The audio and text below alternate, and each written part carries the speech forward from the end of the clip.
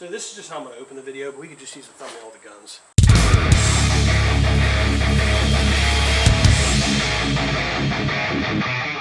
Hey guys, Crackshot47 here. I have a really interesting video for you. It's a lot of fun for me. We're going to be talking about what's in the box. Okay, this is going to be the subject of our video today, and I know the video title probably already gave it away. But we're going to be talking about Cold War compacts. Now, I have two very iconic, very historic pistols. I mean, they're iconic in the Eastern Bloc, and hopefully they'll become iconic here. I mean, they started getting imported roughly 15 years ago, but they started going up in popularity as a lot of the surpluses kind of dwindled with rifles and things of that nature. But along with the pistols that have been introduced, these two are fairly popular. So let's take a look at what we have in the box. So today we're going to be discussing the P64 Makarov. All these guns are cleared and safe. I know I'm standing in front of them, but this is the P64 Makarov. Well, obviously chambered in 9x18 Makarov. It was also called the P64 Vanad. It's a basically a carbon copy of a PPK, but it's a very interesting gun. A lot of the Makarovs conceptually are carbon copies of the PPK in terms of design and function and how they take down. But this one is very much so in the way that it looks. This gun also, like the PPK, comes with a 6-round magazine, as you see here. And right now it's loaded with jacket hollow points. Privy, I do believe. PPU. So then we have the CZ82 pistol, which was the standard sidearm for the Czechoslovakian military throughout the 1980s and into the 1990s. It's still in holsters today with police and military units, although with regard to the military, mostly rear echelon troops and reservists. But this weapon is still very iconic in CZ's military, civilian, and police culture. So both these weapons are very interesting because they're both derivatives of the Soviet PM Makarov, of the Makarov PM, so Makarov pistol, or military pistol. These pistols were these pistols were basically a reaction to the Soviet Union discarding the Tokarev pistol in favor of the Makarov, and both of these countries, Poland and Czechoslovakia, weren't too keen on basically doing everything the Soviet way. Now, they were forced to adopt the cartridge, but they opted to design their own pistols around the cartridge in question. They weren't quite as rebellious as the Yugoslavians, but as you can see, they both had very robust firearms development programs within their respective countries, and firearm development industries. Now, as you'll see, right, this is actually how the magazine release works on this pistol. I'll show you with the magazine inserted. So, a little bit of character there, quite nice. It's nice to see the troops have a sense of humor. So this came straight from a surplus bin in some Czechoslovakian warehouse and sent to Classic Fire, or AIM Surplus, where I actually picked this up. So this works. It's one of the first of the older military guns to actually employ a ambidextrous design in terms of its magazine release, and also its safety, which I'll show you in a moment. But you can hit this on either side. Sometimes it's easier on the right side of the pistol for a shooter. And it holds a 12-round magazine. This holds 12 plus 1 of 9x18 Makarov. Now, this pistol was also developed in 32 ACP, 380 ACP, and 9x18.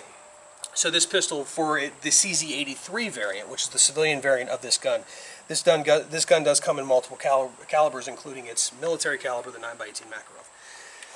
So this takes down just like this gun, actually. They take down the same way. Very, very easy, very intuitive.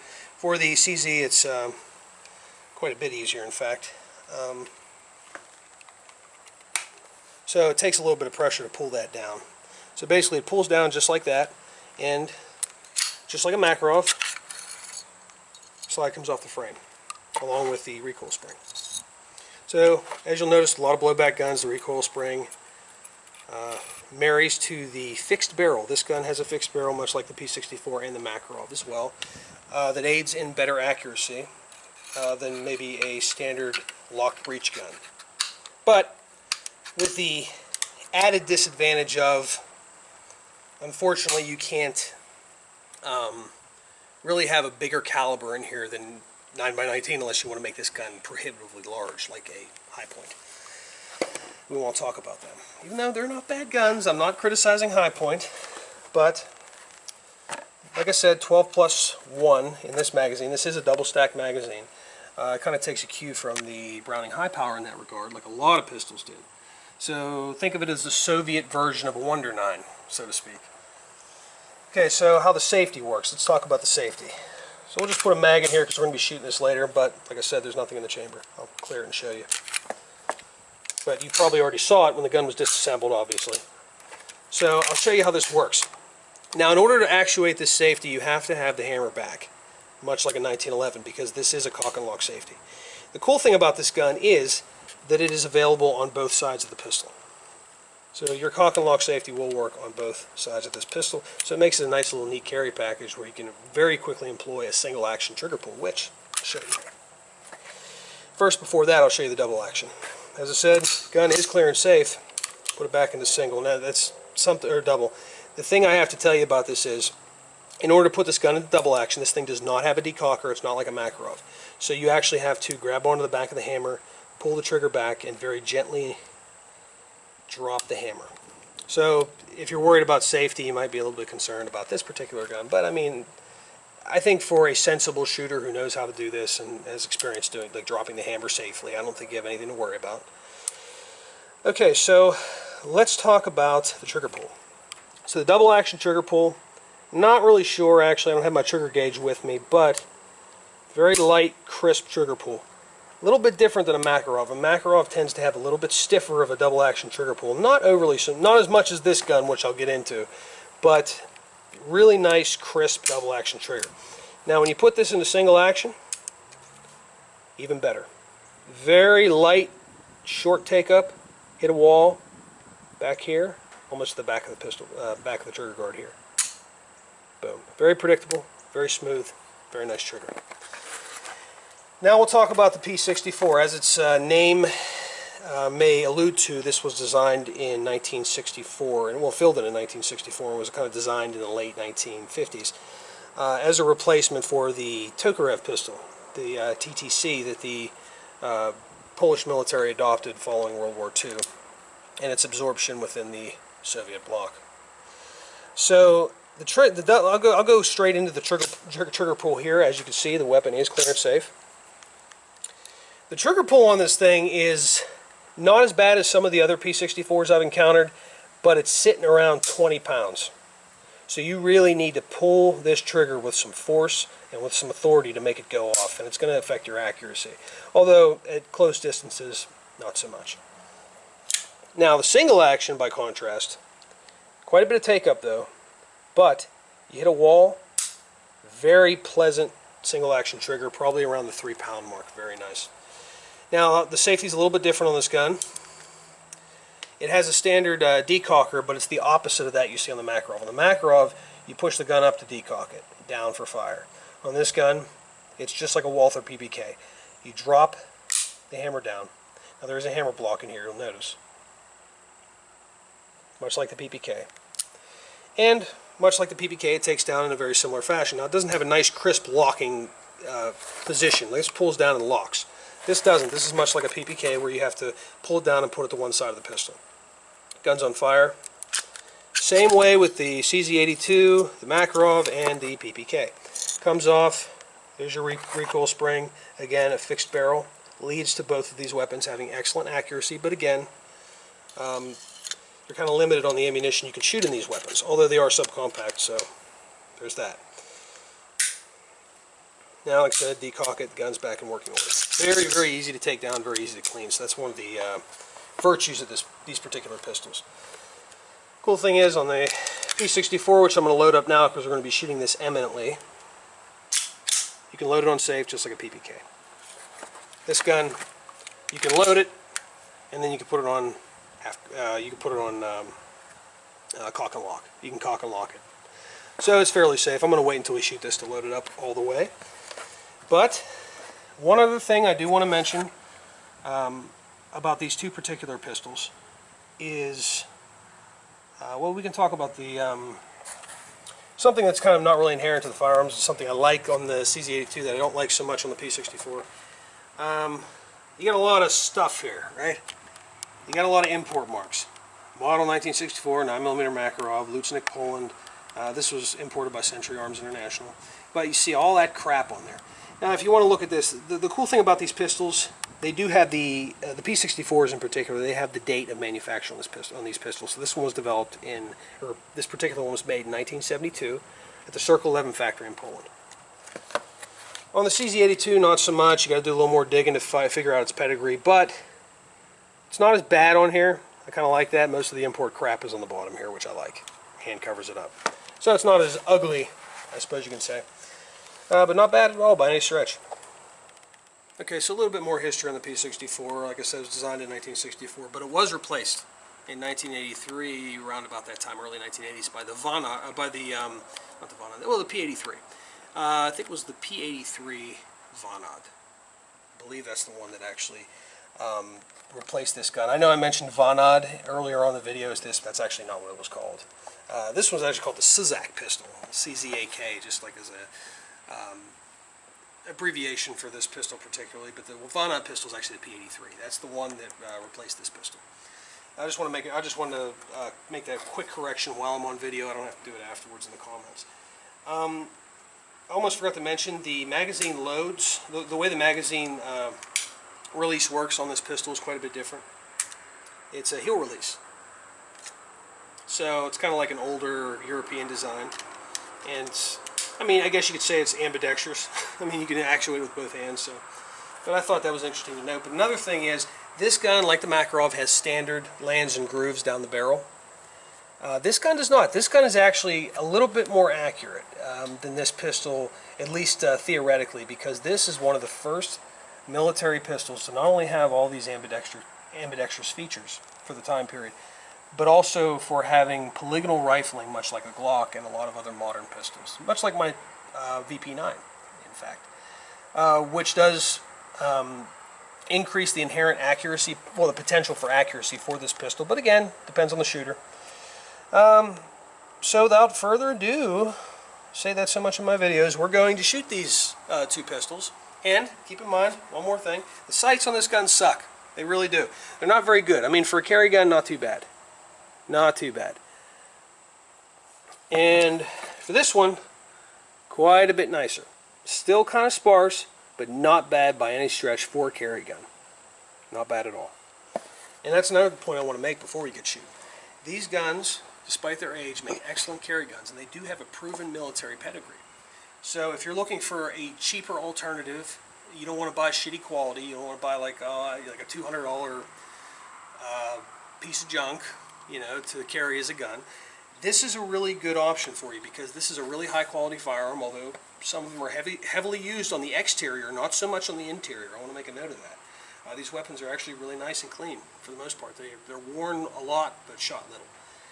So if you're looking for a cheap carry option, this is something I would highly recommend. They're subcompact, which is not something you usually get with a lot of military surplus guns unless you're looking for a lot of the older police pistols like the Berettas. And they carry well in a pocket. They carry well in the waistband. This really does both well, although this one's much better in a pocket. I'd highly recommend them. So if you want to take a look at some of these pistols, you can go on pretty much like Aim Surplus. You can go on Classic Firearms, any of those websites, those big box retailers. For guns, they will have them. So let's get shooting. Alright guys, we're about 15 yards from the target down there. Got the CZ, got the P64, not the CZ, we got the P64. It's already loaded up, but I'll show you again. Really easy to load. So you load up 6 rounds of the magazine. It says 5 in it because there's 1 in the chamber. But pull that little tab to take the magazine out, but real easy to load. Pop it in. Got a nice little trigger, well, you have a nice little finger rest here on the coming out of the pistol grip on the magazine. It's really, really nice. Although I kind of like to hang a finger off. It's still a little bit small for me. We're going to shoot this gun, see how it feels in the hand. I can tell you the experience, this pistol is really snappy because it's small and it fires at 9x18. Quite a bit snappier than the CZ82 from my experience, but let you know my impressions. We're going to start off on double action, see how that trigger works, and then we're going to go into single action.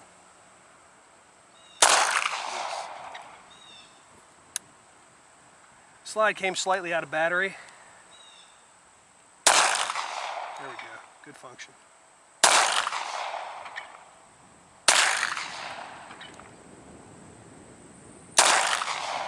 Damn, I got hit in the eye with something. Alright, let's take a look. Now the slide will lock to the rear. So you have to do that. It doesn't have a slide release on any of these pistols. That gun does have a slide release. This one does not. You have to slingshot it just like PPK. Let's take a look here. Group. Okay, not too bad. These first 4 shots are what I got. These are the last 4 shots. That's the first shot. A little bit high because I was aiming for kind of like the lower quadrant here. And then yeah, that flyer there, that's on double action. So that's what I mean when it can kind of throw your accuracy off, but really not a bad group by any means from 15 yards away. Actually, wait, no, sorry. That's the flyer. So that was the double action, I think. And yeah, and then these 5 here. So it's a nice little group from 15 yards away. Not bad for like a little carry gun, especially with the pretty sparse sights on this little guy here. So let's take a look at the CZ82. See how that fires. All right, guys. Standing here, we got the CZ82. So we're gonna load her up. As I said, safety works like this.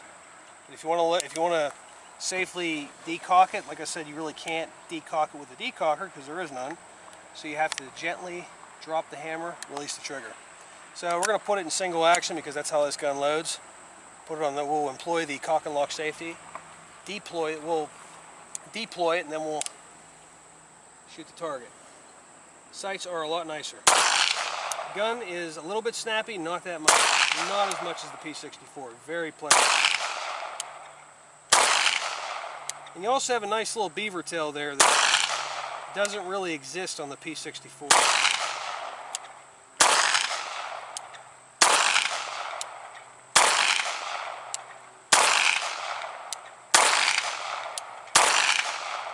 Okay. Like I said, just like the P64, it locks back. Remove the magazine release. But unlike the P64, it's kind of an advantage. You have that. So, some of the advantages this gun has over the P64, you got 12 rounds in the magazine plus 1 in the chamber. You have a slide release instead of having to slingshot it, which, I mean, that's just personal preference. You have these mag releases available on both sides of the pistol, as well as the cock and lock safety on both sides. This gun can be carried in single action, which is definitely a plus. So let's get back to the table, and first we're going to take a look at the target, and then we'll get back to the table and kind of conclude the video, and a little comparison between my own Walther PPKS and the P64, which is kind of an interesting thing side by side. Let's take a look. So about 15 yards away, kind of all over the place a little bit. I wasn't aiming all that much, was having fun with it. But the trigger's really nice on this gun. The sights are quite a bit nicer. Honestly, I think I had tighter groups with the P64, to be quite honest, but not bad by any stretch, I guess, from 15 yards away. And like I said, I was just kind of having fun with it. So without further ado, let's get back to the table. Take a look at these 2 pistols side by side, as well as the PPKS. Now the PPKS is a little bit different than the PPK, which I'm going to actually get into that in a separate video. But this gun does carry 1 more round in the chamber, and as this gun is actually slightly a little bit bigger than the PPK and the original PPK, it's going to be a little bit better to compare it with. So let's take a look here. So right here is the gun that I'm actually carrying today. I did take this round out of the chamber. But I wanted to show you guys the similarities in terms of size. Now you'll look, in terms of the grip size, they're almost identical. So the P64 is actually a little bit bigger than the standard PPK. Really, in all dimensions, they're very, very, very similar. You can see the trigger guard's very similar. Make sure these are lined up. So the P64 is actually a little bit bigger dimensionally than the PPK or PPKS in terms of the slide. You can look on this side here too. So I'll take a look. So that's my inner arms gun. This is probably a 1980s manufactured model. I haven't been able to find the date out on it yet because it's a little bit tough. Inner arms didn't really have much of their records available to the public, or I don't even know if they've been destroyed or what, but this is my inner arms gun. which I'll set aside here, made under license by Walther. And this is the P64. So you can see side by side. What I said earlier was this gun's essentially a carbon copy of a PPK. And despite minor differences like a more elongated trigger guard to accommodate glove shooters, they're virtually identical. So guys, I want to thank you for coming with me on this little journey to explore the Cold War compacts, some of the Cold War compacts that have been imported. And this by no means is an exhausting list. I mean, obviously there's a lot more pistols that have been imported besides the CZ82 and P64s.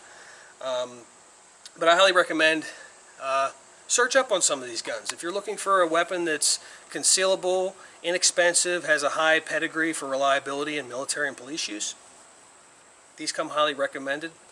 And if you have any questions about which pistols I would recommend, personally I would recommend this guy here. Really, really interesting pistol.